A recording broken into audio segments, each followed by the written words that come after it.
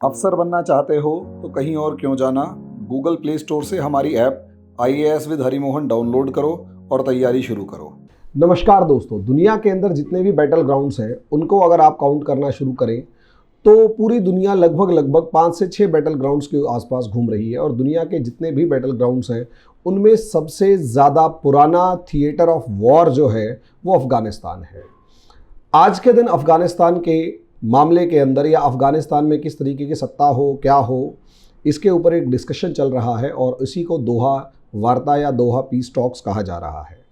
इसके अंदर अफ़गानिस्तान और तालिबान दो ग्रुप्स आपस में, अफ़गानिस्तान की जो डेमोक्रेटिकली इलेक्टेड या डेमोक्रेटिकली इस्टेब्लिश्ड गवर्नमेंट वो, और साथ में तालिबान ग्रुप जो बहुत ही रेडिकल फोर्सेस की फॉर्म में है, वो दोनों के दोनों आपस में एक दूसरे के सामने बातचीत कर रहे हैं। और इस बातचीत का नतीजा क्या निकलेगा वो तो बाद में देखी जाएगी, लेकिन इस पूरे मुद्दे को थोड़ा सा अगर मैं समझा दूं, एक डिटेल्ड एनालिसिस कर लिया जाए तो हमारे जितने भी स्टूडेंट्स हैं उनको काफ़ी अच्छे तरीके से समझ में आ जाएगा कि मामला क्या है।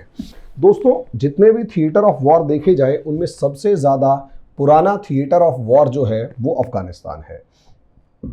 ये जो अफ़गानिस्तान है ये आज का नहीं है। असलियत में जब इंडिया के ऊपर ब्रिटिशर्स ने रूल किया या एंशिएंट पीरियड में भी अगर आप देखेंगे तो सबसे पहले मौर्यन काल के अंदर भी इस हिंदू कुश माउंटेन रेंज, देखिए असलियत में मामला क्या है, ये हिंदू कुश माउंटेन रेंज है। इस हिंदू कुश माउंटेन रेंज की एक तरफ इंडियन सिविलाइजेशंस मौजूद हैं और दूसरी तरफ जो है वो सेंट्रल एशियन जो ट्राइब्स हैं वो मौजूद हैं। ऐसी सिचुएशन में अब ये हिंदू कुश माउंटेन रेंज एक बॉर्डर लाइन है। इस बॉर्डर लाइन के जिसका इस तरफ, या इंडियंस चाहेंगे कि बॉर्डर लाइन के उस तरफ को काबुल कांधार पर कब्जा हो जाए, और सेंट्रल एशियन जो हैं वो ये चाहेंगे लाहौर दिल्ली से ले पूरे इलाके पर इनका कब्जा हो जाए। ऐसी सिचुएशन के अंदर दोस्तों यहाँ अफगानिस्तान जो है, ये जो पूरा रीजन शुरू से अगर आप लोग देखते हैं तो ये पूरा रीजन जो है अफगानिस्तान वाला, ये सिर्फ और सिर्फ जिसे कहते हैं बैटल ग्राउंड के अलावा कुछ भी नहीं है। अगर आप इसमें देखेंगे सबसे ज़्यादा इंपॉर्टेंट मॉडर्न वर्ल्ड के अंदर जो बैटल ग्राउंड था वो ब्रिटिश वर्सेस रशिया था, क्योंकि रशिया अफगानिस्तान के ऊपर कब्जा करके ब्रिटिश इंडिया पर कब्जा करना चाहता था। इससे आगे बढ़कर इंडियन ओशियन या अरेबियन ओशियन और अरेबियन सी तक अपनी पैठ बनाना चाहता था, और ब्रिटेन इसे अफगानिस्तान में ही हर हालत में रोक कर रखना चाहता था। अब इसके अंदर मामला ये है कि एक तरफ ब्रिटिश है, दूसरी तरफ रशिया था। दोनों अफगानिस्तान के को एक बफर जोन की फॉर्म में इस्तेमाल करना चाहते थे कि जो भी लड़ाई है वो हिंदू कुश माउंटेन रेंज के परली तरफ यानी कि अफगानिस्तान में लड़ ली जाए और इंडिया सुरक्षित रहे। ब्रिटेन का डाउनफॉल जब शुरू हुआ और सेकेंड वर्ल्ड वॉर 2 जब खत्म हुआ तो उसके बाद दुनिया में एक नया वर्ल्ड ऑर्डर आया और दो आइडियोलॉजीज उभर कर आई। और उन दो आइडियोलॉजीज के अंदर एक आइडियोलॉजी जो है वो कम्युनिस्टों को सपोर्ट कर रही थी और दूसरी जो आइडियोलॉजी थी वो कैपिटलिस्टों को सपोर्ट कर रही थी। ऐसी सिचुएशन में कम्युनिस्ट चाहते थे कि ज्यादा से ज्यादा दो देश जो हैं वो उनके फेवर में आए, और कैपिटलिस्ट चाहते थे कि ज्यादा से ज्यादा देश इनके फेवर में आए। कम्युनिस्टों को सपोर्ट करने वाला USSR था और कैपिटलिज्म को सपोर्ट और लीड करने वाले लीडर की फॉर्म में अमेरिका था। दोनों कब्जे की राजनीति, दोनों अपने अपने दोस्तों को बढ़ाने की राजनीति की तरफ ध्यान दे रहे थे, लगातार आगे बढ़ रहे थे। ऐसी सिचुएशन में अफगानिस्तान जो है वो एक बार फिर से थिएटर ऑफ वॉर बनकर उभरा, क्योंकि 1979 के अंदर USSR ने अफगानिस्तान के ऊपर अपने द्वारा समर्थित एक सरकार बना ली जो कम्युनिस्ट को सपोर्ट कर रही थी। ऐसे में अमेरिका इस चीज को बिल्कुल भी बर्दाश्त नहीं कर सकता था और अमेरिका ने पाकिस्तान को बेस बनाकर अफगानिस्तान के अंदर आउटसाइड यानी बाहर से सपोर्ट प्रोवाइड किया तालिबान को, और यहीं से ये जो लोकल लड़ाके थे जिन्हें तालिबान कहा गया, इन तालिबान को सपोर्ट किया और तालिबान उभर कर आया और अफगानिस्तान से रशिया को बाहर खदेड़ दिया। तालिबान ग्रुप जो है इसका ओरिजिन अगर आप देखेंगे तो ये रेडिकल इस्लाम को मानने वाले रेडिकल इस्लाम को मानने वाले और डेमोक्रेसी पर किसी भी तरीके का कोई भी भरोसा ना करने वाला ग्रुप है। सीधा सीधा शरिया और हदीस के अकॉर्डिंग ये रूल करते हैं। सामने सामने मतलब लोगों के बीच में पब्लिक जो पनिशमेंट्स हैं वो इनके लिए आम बात है। कोड़े मारने से लेकर फांसी लगाने से लेकर गोली मारने तक की जो भी सिचुएशंस हैं वो इनके लिए आम है। और सारी की सारी रिस्ट्रिक्शंस इस तरीके से हैं कि ये डेमोक्रेसी को किसी भी तरीके से सपोर्ट नहीं करती। और रेडिकल इस्लाम को सपोर्ट, इस्लाम कभी भी रेडिकल तो हो ही नहीं सकता। असलियत में इनकी जो मेंटालिटी है वो इस तरीके की है कि हम जो कह रहे हैं वही ठीक है। कठमुल्ला टाइप के जो लोग हैं, कुरान से इनका या किसी भी धर्म से इनका कोई वास्ता नहीं है, सारा का सारा वास्ता पावर ग्रैब करने से है। ऐसी सिचुएशन में जब आप यहां पर देखते हैं तो ये एक बैटल ग्राउंड बन जाता है। 1979 से लेकर 89 तक अफगानिस्तान खुले तौर पर एक बैटल ग्राउंड था। लेकिन उसके अगली अगर सिचुएशन को भी देखते हैं अफगानिस्तान की, उससे अगली सिचुएशन को भी अगर आप लोग देखते हैं यहां पर, तो आपको समझ में आएगा कि असलियत में इससे अगली सिचुएशन में भी, इससे अफगानिस्तान जो है उसके बाद जिस तरीके से तालिबान ने अफगानिस्तान पर कब्जा किया और पूरे के पूरे इस अफगानिस्तान पर कब्जा करने के बाद एक इस्लाम के वॉरियर्स ऑफ इस्लाम या फिर सेवियर्स ऑफ इस्लाम की फॉर्म में अपने आप को प्रोजेक्ट करने लगा। अमेरिका का बनाया हुआ था, लेकिन प्रॉब्लम यही कि क्योंकि ये लड़ाके थे और ये सेवियर ऑफ इस्लाम की फॉर्म में अपने आप को प्रोजेक्ट करते थे, इसीलिए इनमें एंटी अमेरिका सेंटीमेंट शुरू से रहा। और क्योंकि ये एक तरीके के रिबेल ग्रुप्स थे तो अमेरिका भी इनके ऊपर किसी भी तरीके से कंट्रोल नहीं कर पाया। लेकिन यहां पर इनमें सबसे ज्यादा खतरनाक रोल अगर किसी ने प्ले किया, यहां पर सबसे ज्यादा खतरनाक रोल अगर प्ले किया, जिसे कहते हैं दो मुंहे सांप का रोल प्ले किया, वो प्ले किया पाकिस्तान। और पाकिस्तान की दो ऑर्गेनाइजेशंस, एक तो वहां की आर्मी और दूसरा उस आर्मी की खुफिया एजेंसी आईएसआई ने। इन्होंने अमेरिका से तो खूब सारा पैसा लिया तालिबान से लड़ने के नाम पर, अफगानिस्तान वॉर में, और उसके बाद खूब सारा पैसा जो लिया वो सारे का सारा पैसा इन्वेस्ट किया आईएसआई और अमेरिका आर्मी इंस्टीट्यूशन को मजबूत करने में। लेकिन हमेशा इन्होंने इस अफगानिस्तान पर कब्जा जमाए रखने के लिए तालिबान को एज अ टूल इस्तेमाल किया कि आप लोगों को इंटरनेशनल लेवल पर जो भी सपोर्ट, जैसी भी सपोर्ट चाहिए होगी वो पाकिस्तान प्रोवाइड करेगा। डिप्लोमेसी आपके नाम की पाकिस्तान कर लेगा, लेकिन आपको सिर्फ और सिर्फ एक काम करना है, और आपको सिर्फ एक काम यह करना है कि अफगानिस्तान पर कंट्रोल बनाए रखना है, जिससे पाकिस्तान का पूरे अफगानिस्तान पे एक प्रॉक्सी टाइप का एक जो है इनडायरेक्ट कंट्रोल एस्टेब्लिश्ड रहे। अब ये तालिबान क्योंकि अपने आप को वॉरियर ऑफ इस्लाम की फॉर्म में प्रोजेक्ट करते थे और अमेरिका को जो है वो थ्रेट टू इस्लाम की फॉर्म में देखा जाता था, और इसीलिए क्योंकि इसे अमेरिका को थ्रेट टू इस्लाम की फॉर्म में प्रोजेक्ट किया गया, देखा गया, इसीलिए 9/11 अटैक हुआ। दुनिया के अंदर सबसे बड़ा अटैक जो टेररिस्ट अटैक है 9/11 का अटैक, 3000 से ज्यादा लोग मारे गए, 2 बड़ी बड़ी बिल्डिंगें जो हैं वो नीचे गिरा दी गई, और पूरे के पूरे तरीके से अमेरिका की जमीन पर जाकर इतना बड़ा हमला आज तक नहीं हुआ था जितना इन लोगों ने किया। यहां से अमेरिका जो है वो तालिबान को मारने के लिए निकल पड़ा, और यहीं से सेकेंड अफगान वॉर शुरू हुआ। यहीं से सेकेंड अफगान वॉर शुरू हुआ, और इस सेकेंड अफगान वॉर की सबसे बड़ी खास बात यह थी कि असलियत में अमेरिका उन्हीं से लड़ रहा था जो अमेरिका के ही पाले हुए लोग थे।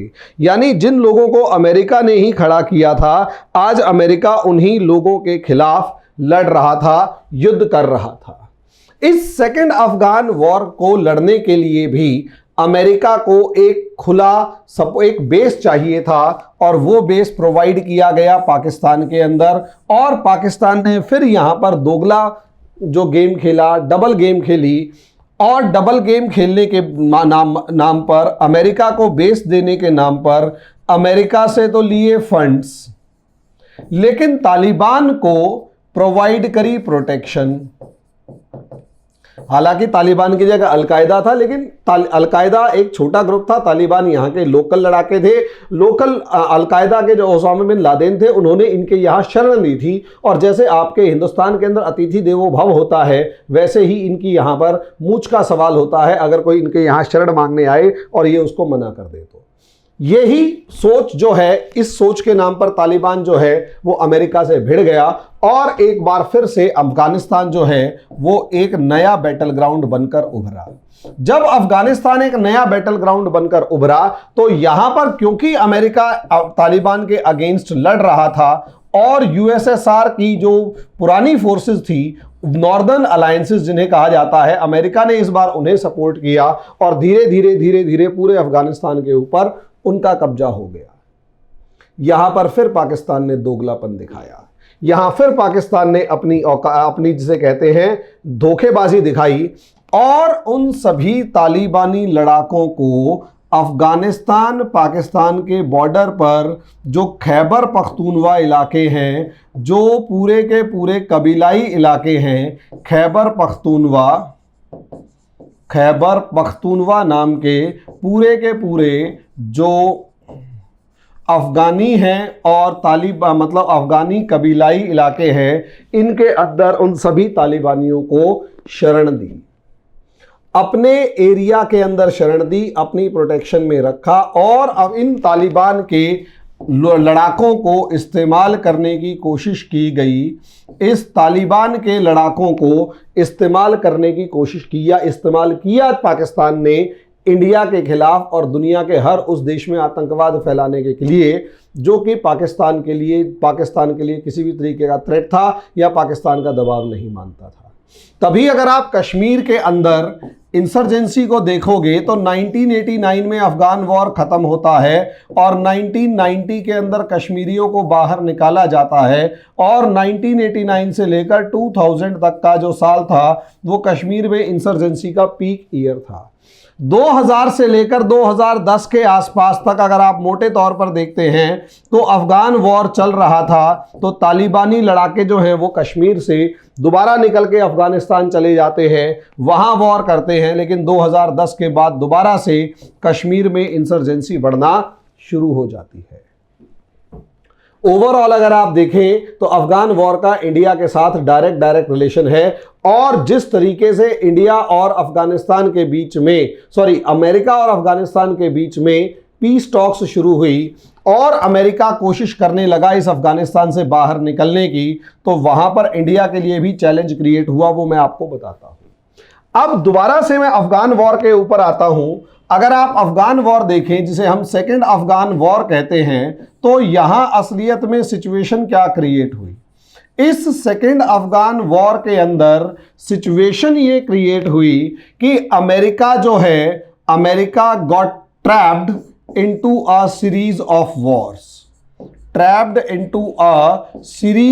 वॉर्स। अमेरिका जो है वो लड़ाइयों की सीरीज में उलझकर रह गया। एक तरफ तो वो अफगानिस्तान में लड़ रहा है और दूसरी तरफ इस मिडल ईस्ट के अंदर ISIS जिस तरीके से ओरिजिनेट हुआ, अमेरिका इसमें भी उलझ गया। शॉर्ट में ये कि अमेरिका एक साथ दो फ्रंट्स पर लड़ रहा था, एक साथ वो दो जगह पर लड़ रहा था, दो वार जोन्स में लड़ रहा था। इस सेकेंड अफगान वॉर जो अप्रॉक्सीमेट 2000 में शुरू हुआ, इसी 2000 में शुरू होने वाले अफगान वॉर का असर जो है वो 2008 का द ग्रेट डिप्रेशन या फिर द इकोनॉमिक डिप्रेशन आता है। इकोनॉमिक क्राइसिस आया और इस इकोनॉमिक क्राइसिस से सबसे ज्यादा नुकसान अमेरिकन इकोनॉमी को हुआ। लेकिन जैसे जैसे अमेरिका ने इस इकोनॉमी को उभारने की कोशिश करी, यही वो पीरियड था जब राइज ऑफ चाइना देखने को मिला। अगर आप देखते हैं जब अमेरिका 2000 से वॉर में उलझा हुआ था, तो 2005 के बाद चाइना जो है वो खुलकर युद्ध के लिए उतरने लगा, खुलकर युद्ध करने के लिए सामने आने लगा। जब खुलकर वो युद्ध करने के लिए सामने आने लगा, मतलब खुलकर अपनी जो प्रोग्रेस है वो दिखाने लगा और अपनी ताकत बढ़ाने लगा, तो 2005 से लेकर अप्रॉक्सीमेट 2015 तक का रीजन अगर टाइम पीरियड अगर आप देखते हैं तो ये वो एरा था जो राइज ऑफ चाइना तो था ही, असलियत में claim of China as a super power, of China as a super power. समझे? तो एक सुपर पावर की फॉर्म में चाइना अपने आप को लगातार प्रोजेक्ट करने लगा और यही एक रीजन था एज अ सुपर पावर। और जब चाइना अपने आप को सुपर पावर की तरह प्रोजेक्ट करने लगा, जब चाइना अपने आप को सुपर पावर की तरह प्रोजेक्ट करने लगा, बहुत बड़ी पावर की तरह चाइना जो है वो प्रोजेक्ट करने लगा, तो उसका डायरेक्ट असर ये देखने को मिलता है दोस्तों, claim of China as a super power. अगर आप देखते हैं तो चाइना इस तरीके से सुपर पावर की तरह प्रोजेक्ट करने लगा कि आगे आने वाले टाइम में अप्रॉक्सीमेट 2015 से ही अगर आप देखते हैं तो China emerged as a threat to American hegemony या American monopoly. China emerged as a threat to American monopoly. और ये जो चाइना था ये अमेरिकन मोनोपोली के लिए एक थ्रेट हो चुका था, अमेरिका की पावर के लिए एक चिंता का विषय बन चुका था, अमेरिका के लिए बहुत बड़ी चिंता हो चुकी थी। अब ऐसे में अगर आप अमेरिका को देखते हो तो असलियत में वो तालिबान से बात ही क्यों कर रहा है और अलग अलग जगहों से देखने को आ रहा है। कभी वो इजराइल का पूरे अरेबियन वर्ल्ड से पीस पैक्ट करवा रहा है, आईएसआईएस सीरिया से बाहर निकलने की कोशिश कर रहा है, मतलब सीरिया से अमेरिका बाहर निकलने की कोशिश कर रहा है, अफगानिस्तान से बाहर निकलने की कोशिश कर रहा है। तो क्यों? क्योंकि असलियत में अमेरिका अपना चाहता है कि वो पूरा का पूरा कंसंट्रेशन चीन को घेरने में लगाए और पूरी ताकत से चीन को घेरे, क्योंकि चीन बहुत ज़्यादा ताकतवर हो चुका है। लेकिन यहाँ ये जो अफगानिस्तान है ये अमेरिका के लिए एक बहुत बड़ा ट्रैप है, बहुत बड़ा पिंजरा है जिसमें अमेरिका उलझ चुका है। ये बहुत बड़ा ट्रैप है, ये बहुत बड़ा पिंजरा है जिसमें अमेरिका उलझ चुका है और यहां से अमेरिका किसी भी कीमत से बाहर निकलना चाहता है। इसीलिए अफगानिस्तान से के साथ कतर के अंदर मिलके दोहा मीटिंग अरेंज करी है। यहां दोहा मीटिंग इस तरीके से अरेंज करी है इस अफगानिस्तान के अंदर कि असलियत में अफगानिस्तान के अंदर अमेरिका ने जो डेमोक्रेटिक गवर्नमेंट बनाई, जो भी डेमोक्रेटिक गवर्नमेंट बनाई, उस डेमोक्रेटिक गवर्नमेंट को, जो कि अमेरिका के कहने पर चल रही है, तालिबान के साथ, क्योंकि असलियत में stability of democratic government depends on Taliban, तो तालिबान के साथ किसी भी तरीके का समझौता करवा के अमेरिका यहां से निकले। अब प्रॉब्लम यह है कि ये जो डेमोक्रेटिक गवर्नमेंट है ये पाकिस्तान को बिल्कुल पसंद नहीं करती, क्योंकि पाकिस्तान चाहता है अफगानिस्तान उसके दबदमे में रहे या उसके प्रेशर में रहे, या जैसे वो कहे अफगानिस्तान वैसे बिहेव करे। डेमोक्रेटिकली इलेक्टेड गवर्नमेंट या जो डेमोक्रेटिक गवर्नमेंट है वो किसी भी तरीके से पाकिस्तान से अपना दोस्ताना व्यवहार इस कंडीशन पर नहीं रखना चाहती जिसमें पाकिस्तान अफगानिस्तान को छोटा या फिर सब्जुगेटेड स्टेट की फॉर्म में या अधीनस्थ राज्य की फॉर्म में ट्रीट करे। लेकिन पाकिस्तान जो है वो अपना अफगानिस्तान पर दावा नहीं छोड़ना चाहता, इसलिए पाकिस्तान अफगानिस्तान के अंदर अपना दबदबा रखने के लिए तालिबान की सरकार चाहता है। पाकिस्तान चाहता है कि अफगानिस्तान में तालिबान की सरकार बने और तालिबान चाहता है कि वहां पर डेमोक्रेसी ना हो, और अगर डेमोक्रेसी नहीं होगी तो ऑब्वियस सी बात है ये जो डेमोक्रेटिक गवर्नमेंट जो है वो खत्म हो जाएगी। वहीं पर फिर तालिबान कहेगा हमें शरिया लॉ लगाना है, हमें शरिया लॉ लगाना है, हमें हदीस चाहिए, हमें जो है अपने रूल्स रेगुलेशंस चाहिए, हमें वुमेन्स के राइट्स जो हैं उनके बारे में कोई बात नहीं करेगा, वुमेन राइट्स के बारे में कोई बात नहीं होगी, माइनॉरिटी राइट्स के बारे में कोई बात नहीं होगी, फ्रीडम के बारे में कोई बात नहीं होगी, जैसा तालिबान चाहेगा वैसा डील करेगा। ऐसी सिचुएशन में तालिबान कभी भी इस डेमोक्रेटिक गवर्नमेंट के को लेजिटिमेट मानता ही नहीं है। अब तालिबान अगर इस गवर्नमेंट को लेजिटिमेट मानेगा ही नहीं तो ये वाली गवर्नमेंट तालिबान से बात ही क्यों करेगी। अब ये बात भी करेगी तो अमेरिका इसकी बीच रास्ते के अंदर कहां से आएगा।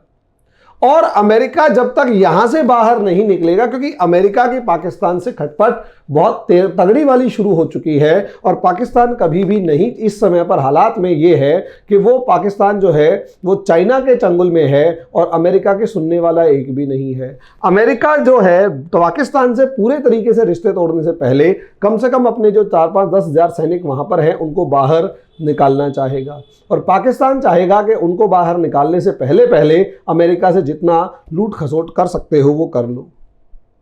यहां सिचुएशन बड़ी खतरनाक है और अमेरिका किसी भी तरीके से, और दूसरी सबसे बड़ी बात के इलेक्शंस आ रहे हैं और डोनाल्ड ट्रंप अपने आप को जो लीडर ऑफ पीस या फिर पीस टॉर्च ऑफ पीस मतलब पीस बियरर के फॉर्म में अपने आप को या पीस मैसेंजर के फॉर्म में अपने आप को प्रोजेक्ट करना चाहता है और नोबेल प्राइज के नाम लिए अपना नाम आगे करना चाहता है। अब एक तरफ नोबेल प्राइज के लिए जो डोनाल्ड ट्रंप है वो नाम आगे करना चाहता है, इसीलिए चाहे इजराइल का यूएई से मामले का निपटाना हो, चाहे जेरूशलम का मामला निपटाना हो, चाहे वो सर्बिया और कोसोवो का मामला हुआ, हर उस मामले में जहां पर अमेरिका आज से यानी 2016 से पहले फंसा हुआ था उस मामले को सॉल्व करते हुए डोनाल्ड ट्रंप दिखाना चाहता है। इसीलिए हर हालत में दोहा को वो सक्सेसफुल बनाना चाहता है। लेकिन जो तालिबान है, तालिबान ऐसे कोई भी वादा करना ही नहीं चाहता जिसके लिए बाद में उसे जवाब देना पड़े। और यही रीज़न है 29 फरवरी को ये डिसाइड हुआ था कि हम कोई ना कोई मीटिंग बुलाएंगे और उस मीटिंग के अंदर हम डायलॉग शुरू करेंगे। 29 फरवरी से लेकर लगातार वो मीटिंग्स आगे बढ़ती रही, डेट्स पोस्टपोन होती रही। उसके पीछे रीज़न ये कि तालिबान हर दूसरे दिन कोई ना कोई नई शर्त लाकर सामने रख देता था कि अब मैं इन शर्तों से बात करूंगा, अब मैं इन शर्तों से बात करूंगा और अब मैं इन शर्तों पर बात करूंगा। जब तालिबान अपनी अपनी शर्तें लगातार रखता जाए और डेट्स लगातार आगे बढ़ती चली जाएं तो हालात जो हैं वो दिन पर दिन बदतर होते जा रहे थे। और जब हालात दिन प्रतिदिन बदतर होते जा रहे थे, जब हालात दिन प्रतिदिन खराब होते जा रहे थे, वहीं से सिचुएशंस जो हैं वो उल्टी होती चली गई। वहीं से सिचुएशंस जो हैं वो उल्टी होती चली गई। अब जब सिचुएशंस उल्टी होती चली गई, हालात जो हैं वो बद से बदतर होते चले गए, तो आप समझ सकते हैं मामला किस हद तक खराब हुआ। यही आपने समझना है कि डेमोक्रेटिक मतलब ये बदतर से बदतर होते चले गए और तालिबान कभी भी वार्ता की टेबल पर फ्री वाली कंडीशंस पर नहीं आना चाहता।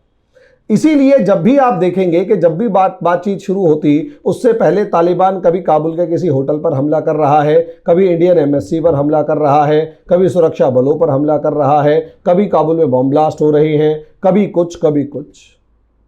क्योंकि तालिबान एक प्रेशर क्रिएट करना चाहता है, डरा के रखना चाहता है कि देखो मेरे से बातचीत करनी है तो सबसे पहले ये रुकवाने हैं तो मेरे से बातचीत करनी पड़ेगी, और अगर मेरे से बातचीत करनी होगी तो मेरी कंडीशंस में बातचीत करो, वरना आप लोगों के ये बम ब्लास्ट वगैरह रुकने वाले नहीं है। ऐसी सिचुएशन के अंदर एक खबर कल भी आई कि दोस्तों जिस तरीके से जब से बातचीत शुरू हुई 18 डिस्ट्रिक्ट्स के अंदर 18 डिस्ट्रिक्ट्स के अंदर तालिबान जो है वो बम ब्लास्ट कर चुका है।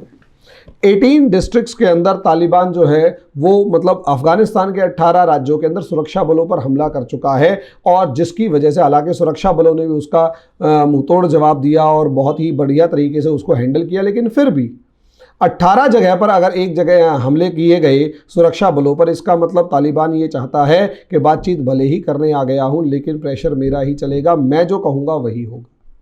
और उसका नतीजा आप देखेंगे कि ये वार्ता जो है वो सफल कितनी होगी कितनी नहीं, इसके बारे में कोई गारंटी नहीं है, इसके बारे में कोई गारंटी नहीं है।